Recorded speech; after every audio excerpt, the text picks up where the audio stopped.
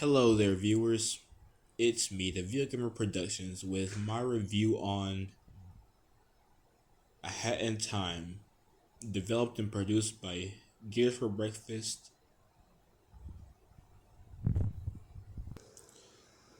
and Humble Bundle. Now, as you can see, I have the Nintendo Switch copy, or port as some call it, and I'm. This probably seems like a very unprofessional review, but this is completely unscripted, so what I'm trying to say is there are other copies or ports of this game, such as the PS4 version, and then there's this PC version. So there's that. But I didn't feel like getting an entirely new console just to play A Hat in Time or the other game that I will be reviewing. And I felt like the PC was a bit much considering that I don't have a computer or a laptop. So I just went with the Nintendo Switch since it's more portable and I can play it easier in my bed as I can lay down.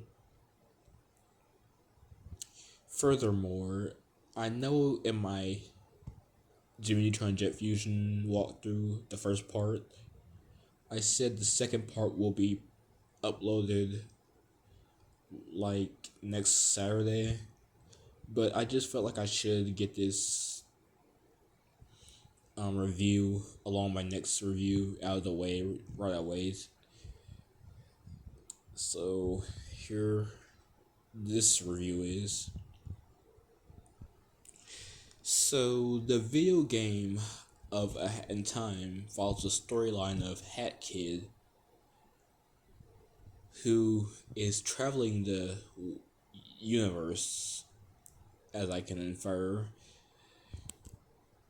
from what I've seen from the game, and she's basically trying to get home, but along the way she passes by a planet in which one of the fellow mafia of the planet causes a incident that involves her losing all of her hourglass shaped timepieces. And in doing so, Hat Kid now goes on an adventure to recover all of her excuse me, I said hat. She goes on an adventure to recover all of her timepieces while also interacting and battling the residents of the planet along the way. There's also a rival or arch nemesis to the video game named Mustache Girl, who wants the timepieces for her own gains. And so, besides that, there's also DLCs where you can play as Bo Kid, and you also have the Sealed Deal DLCs where you can basically complete more contracts for the Snatcher, who is a character in the game, or you can go on an Arctic cruise adventure as a bonus chapter. I've never actually played Seal the Deal. I mean, I've gotten pretty far in the video game itself, considering that the game only requires like 25 timepieces to actually get to the final chapter of the main game storyline. But as far as Seal the Deal, the game itself requires me to go onto Nintendo Online or the Nintendo Store to actually download and buy the actual downloadable content that they have. So I feel like that's a little too much. And it's not the fact that I don't want to pay for it, like pay for the bonus. It's just the fact that just having to go through all the extraness just to get that, it just feels like I wouldn't say it's not worth it. It's just the fact that I could save my money for something else.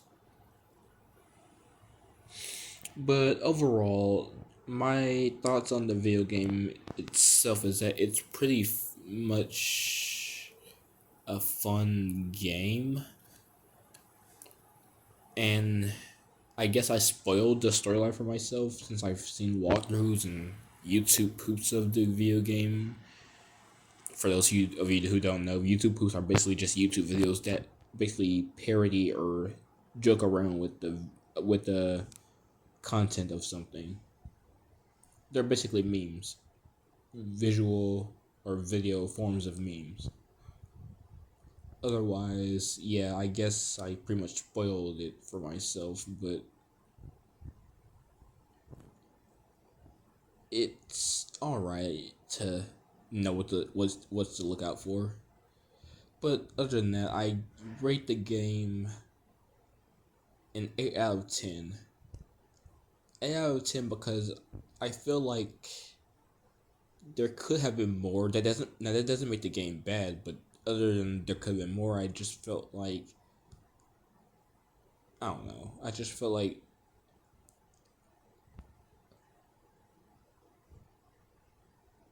the dialogue was too witty, if that makes sense. Like it's not bad, but I feel like it could have been more down to earth other than just being witty. But that's not to say it's bad though. Anyway, I will see you all in my next review, and I hope you all enjoyed this review. Take care.